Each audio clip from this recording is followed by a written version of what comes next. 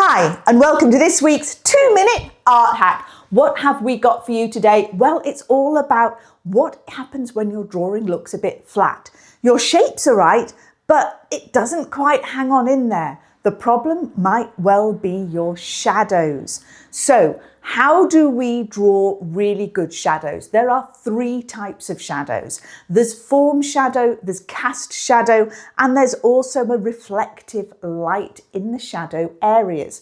These are really super important because shadows and how light falls on an object is what's going to give you that wonderful, scrumptious, 3-dimensional feel to your drawings. So I have an example for you. Follow me. So shading. I have here an apple that I've sat on a table and I'm wanting to draw. So our 3 shadow areas are core shadow. Remember, that's the bit underneath the apple. There is no light hitting there at all.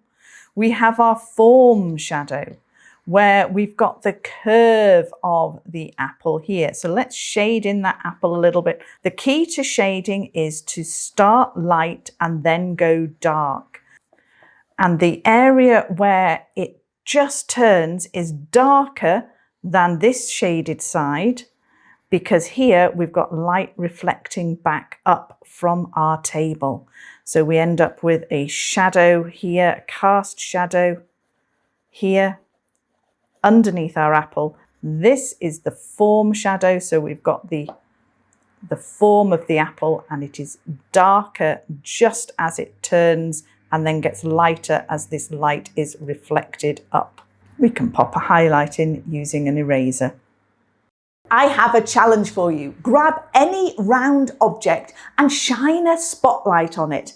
Notice where those highlights and shadows form, and then try and copy it and shade it.